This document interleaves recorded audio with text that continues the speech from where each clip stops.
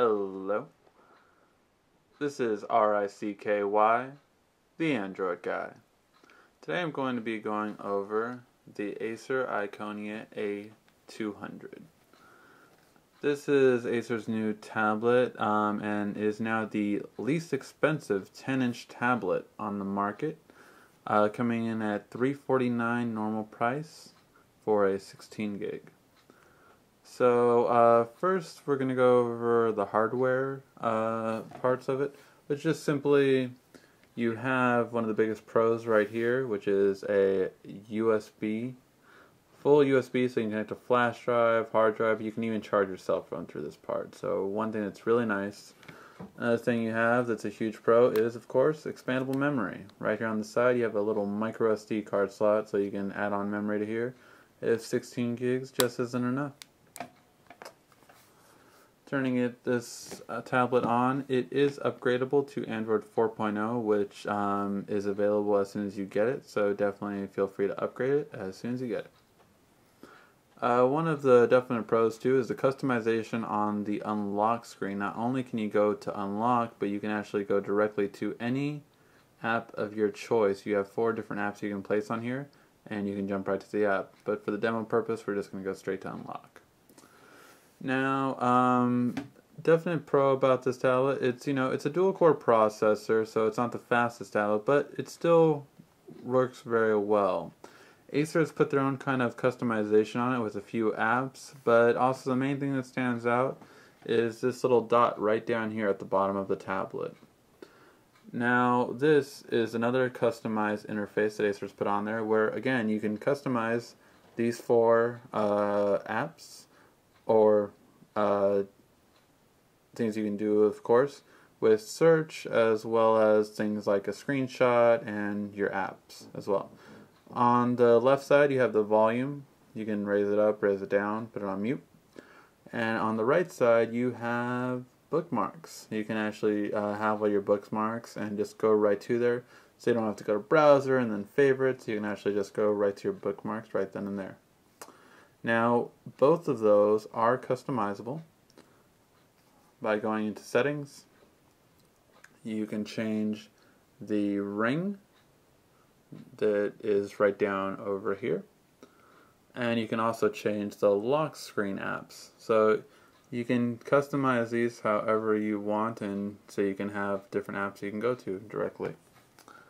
Now, it is Honeycomb, so you do have benefits for the tablet, such as swiping to close, going between all of them, and then just closing it with one simple swipe gesture, which is of course really nice for it to have Honeycomb already.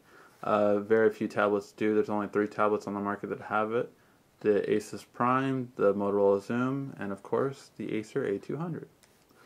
Coming along that it is Acer, it has its own kind of nifty widgets.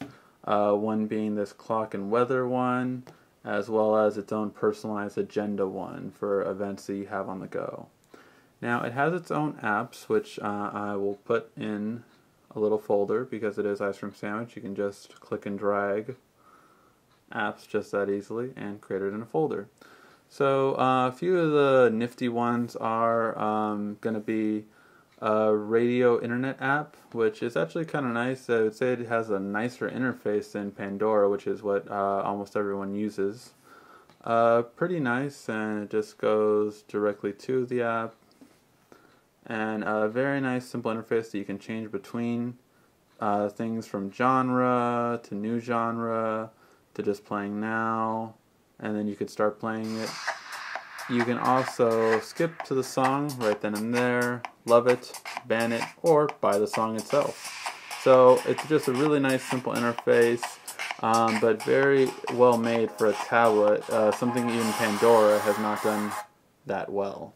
So definitely a nice interface for it. Another app would be Clarify. Now, this uses DLNA technology. DLNA allows you to send either photos, movies, or songs directly to your TV. Currently, we don't have one to show at this time, but definitely going to have another video explaining how DLNA works. So it allows you to take any photo, video, or music you have and share it directly to your TV or any DLNA enabled device. DLNA devices are smart TVs, PlayStation 3s, any new Blu-ray player. All these have DLNA built inside. Another thing you have is a pretty nice, simple voice recorder. It's pretty nice, simple, and it can show you just really nice animation, just very simplistic. You also have something called Social Jogger, which kind of takes all of your Facebook, everything you have going on. You can kind of see all of them all together, and it makes it really easy. The dialer on the side has photos, all wall links, all that kind of fun stuff. So it's just a nice way to use Facebook if you don't want to use the native app. It also has things like HD games, which just takes you to a website called Gameloft, which you can get most of their games from the Android tablet, but again, it just brings its own interface to it. So that's just something that comes stock with Acers. Now, in terms of just the final pros and cons, it's a really good tablet for the price. It just, all in all, for $349, it's just a really good 10-inch tablet, very simple. It still has a full-size USB and a micro SD card slot. Some features that other tablets that are higher priced do not have, so very important to note. It has a really good rubberized grip to it, and actually has stereo speakers on the side. Again, something that most tablets do not have. Most tablets have mono speakers, so for it to have stereo at this price point, very well off. Downsides to it. Two very noticeable downsides when you have this tablet is, one, you do not have a rear camera whatsoever. So you do have a front face camera for all your video chatting needs, but you do not have a rear face camera. Not the biggest setback in the world with the tablet, but definitely something that some people tend to miss. If you want to take down a quick photo, you can't do it with this one. Now, another thing is just simply screen quality. Screen quality compared to a lot of tablets out there is dull. The skin tones are very natural, however, just not that kind of vibrancy you want, and definitely something you cannot see outside in daylight. So just definitely something to think about when deciding between the tablets. It definitely is less expensive than every other 10-inch tablet out there, but now it's about $50 difference. So for $50 more, you could get something like a Toshiba Thrive, Sony tablet, or Asus Transformer. However, you can also get a 9.inch Samsung Galaxy tablet. So definitely something to think about, but for the price point, $349, it's still an amazing tablet, very simple.